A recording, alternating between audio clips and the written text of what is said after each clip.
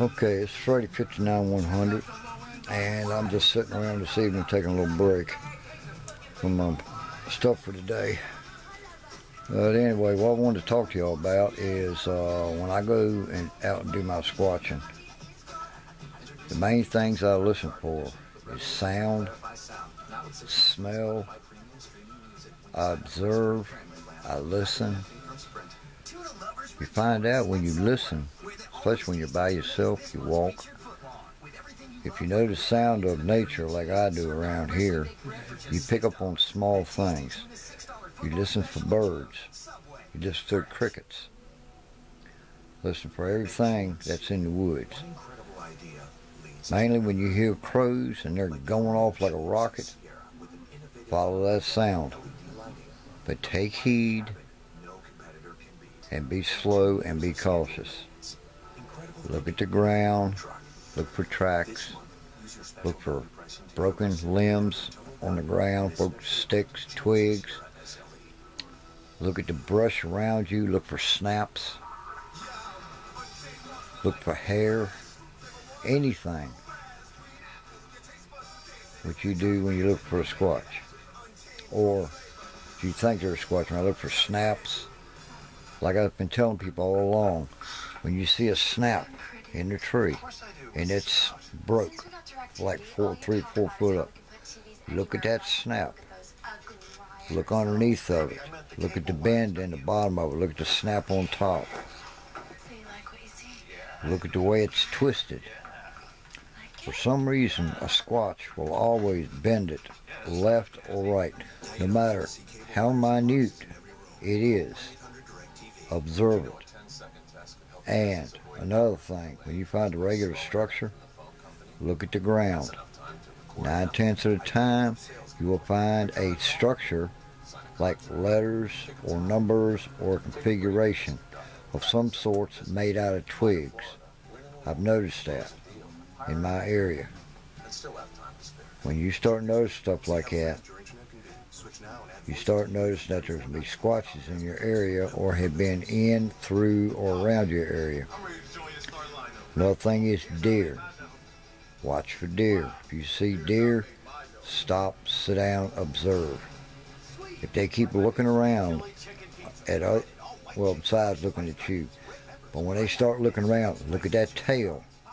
That tail will tell you everything. Or when they walk, watch their ears.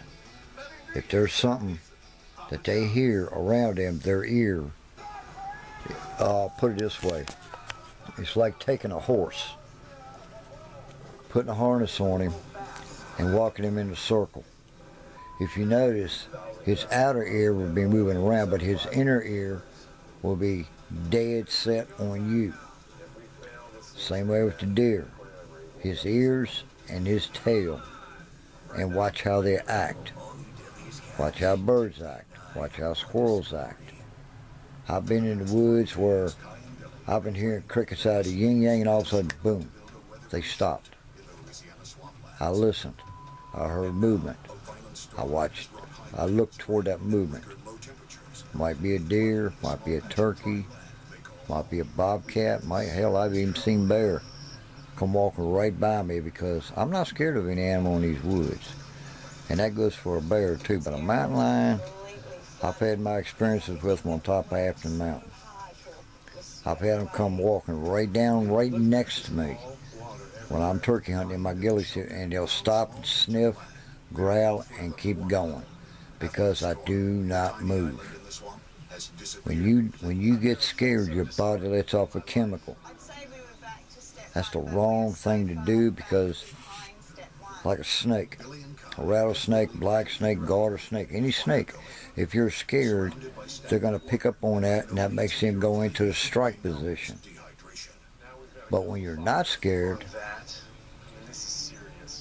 more or less terms, they'll go on about the business. Same way with animals. When you're scared, they can sense it. When it comes to squatches, people say, yeah, they're scary. Yeah, at nighttime, I grant you, they are scary, because they can move around, and you will never know. Like back in February, I had those two come into our camp. They stopped at 60 feet. let out a big whoop. One took off toward the road and the other one took off right behind the camp. I wasn't scared because I'm used to it. I've been checking squatches out here since 1986. Ever since I had that female run out in front of me on the coal roads. My very first experience was in 1981 over in Highland County on top of Jack Mountain when I had that big one walk out in front of me. That was the biggest thing I ever seen. He looked like he was on steroids. His arms was bigger around than both my legs put together on just a bicep and tricep. And he would look at you. His eyes, I know, was every bit from inside to inside, was at least 6.5 to 7 inches. His head was huge. His hands were massive. But his hair went like this. Down through here, come down, up in around his mouth, and down. Up here, right at his forehead, was right across here, on his forehead. He had a coned head, but he didn't bother me. Because he surprised me. I had a gun in my hand. I could have shot at him. But I ain't that stupid. Not that close. And I'm not going to shoot him anyway. And I think he realized that I wasn't a threat. So that started getting me onto him. Then the more I had encounters with him, the more it intrigued me, and the more I had to go after them to find out exactly what and how they were. Now I'm to the point where I can go into one area and I could find tracks, and I can follow them tracks, and I know exactly where they go. In one area, they go right to the bedding area. They got day beds all over the area where they can sit and ambush, because the Squatch is an ambush predator. Like that guy who had those two come out, like that guy out west a couple years ago had those two come after him. Well, same way. He was watching a cedar tree, and there was a Squatch up in the cedar tree snatching turkeys as they was coming around it. Ambush predator. You've got to learn. And I will say this much: a Squatch will not turn invisible. I've had people tell me on the hill video, it's not moving, it's not a Squatch. Squatch don't necessarily have to run. All they got to do is just sit there and blend in. That is their trick.